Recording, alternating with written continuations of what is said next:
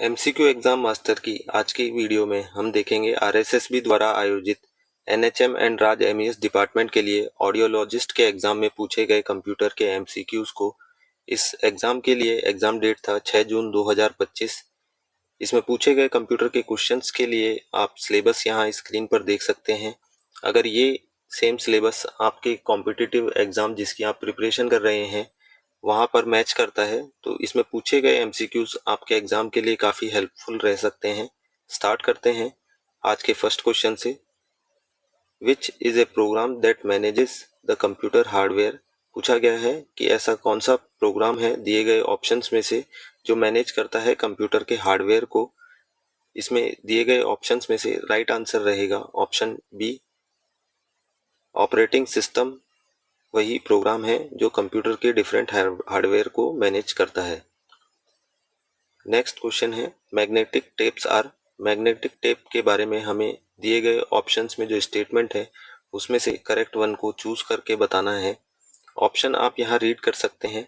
इसके लिए right answer रहेगा ऑप्शन बी, जिसमें कहा गया है कि ये चीपर सस्ती होती हैं बट डिस्क जो होती हैं जैसे हमारी ऑप्टिकल डिस्क जो होती हैं सीडी या डीवीडी उनसे स्लोअर या धीमी गति से कार्य करती हैं।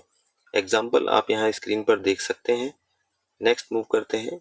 What is another term used for a row in a database table. पूछा गया है डेटाबेस टेबल के अंदर रो को और किस नाम से जाना जाता है। रो यहाँ पर पंक्ति से है।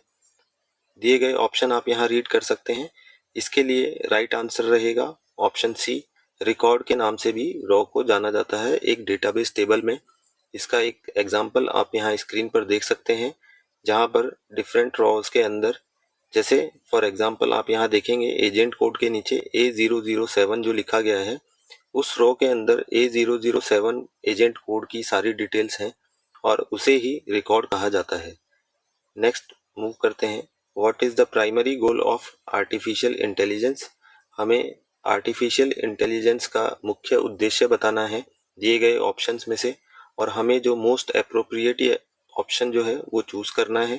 तो दिए गए ऑप्शन आप यहाँ रीड कर सकते हैं। इस क्वेश्चन के लिए राइट आंसर रहेगा to simulate human intelligence into machines, यानी कि option B. Next which of the following is not a feature of most learning management system LMS। पूछा गया है कि लर्निंग मैनेजमेंट सिस्टम यानी कि LMS का कौन सा फीचर नहीं है दिए गए ऑप्शंस में से।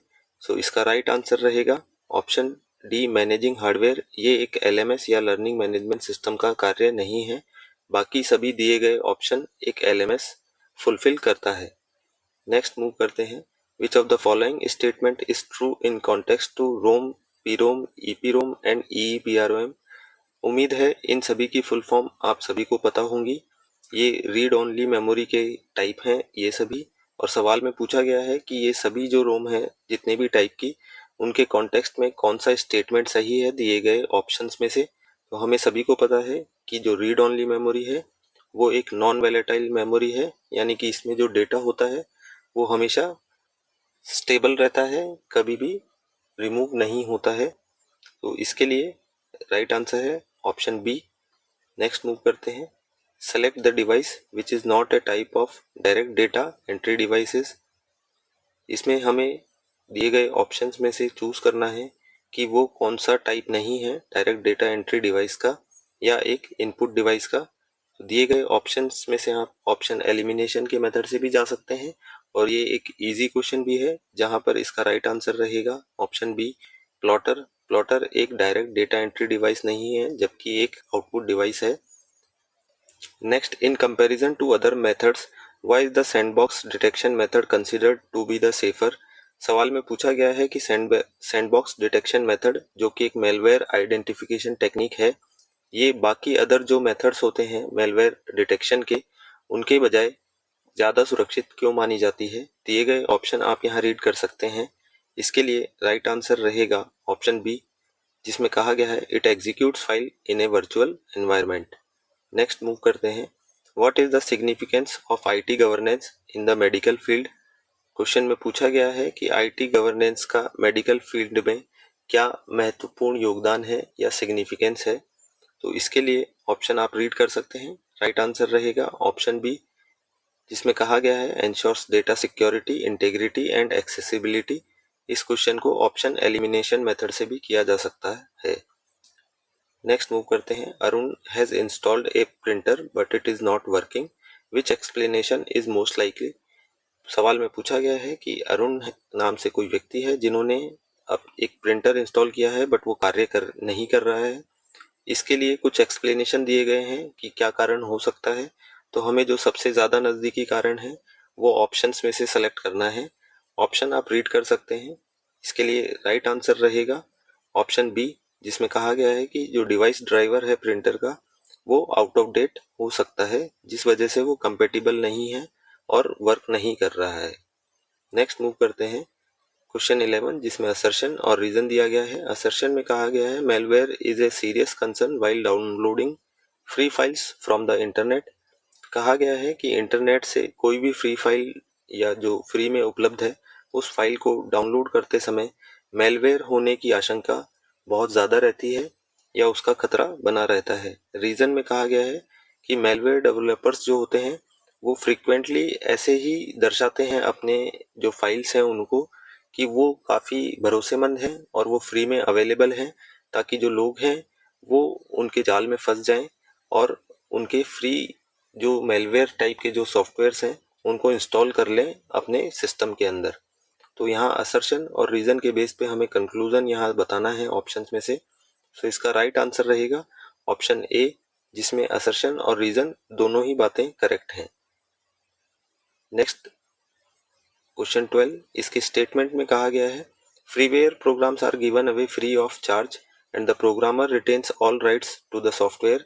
कि जो फ्रीवेयर टाइप के जो प्रोग्राम्स होते हैं वो पब्लिकली फ्री रहते हैं, उनके लिए कोई चार्ज नहीं लिया जाता है, लेकिन प्रोग्रामर जो होता है उन सॉफ्टवेयर्स का या उन प्रोग्राम्स का उसके पास सभी राइट रिजर्व रहते हैं उस सॉफ्टवेयर के लिए, या उसके पास सभी अधिकार सुरक्षित रहते हैं। कंक्लूजन में कहा गया है user can not copy, distribute और सेल फ्रीवेयर प्रोग्राम्स। कि जो यूज कर रहे हैं उन फ्रीवेयर प्रोग्राम्स को उन्हें अलाउ नहीं है कि वो उन सॉफ्टवेयर की कॉपी कर पाए, उन्हें डिस्ट्रीब्यूट कर पाए कहीं और या बेच पाए मार्केट में।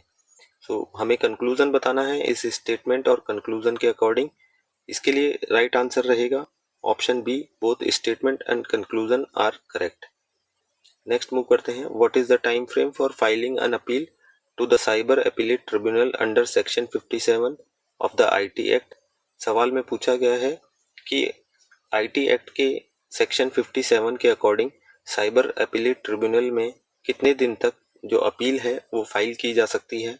इसके लिए राइट आंसर रहेगा ऑप्शन बी, जिसमें कहा गया है 45 डेज के अंदर हम उसकी कॉपी लगा सकते हैं किसी भी ऑर्डर की और साइबर अपीलेट ट्रिब्यूनल में अपील दायर कर सकते हैं।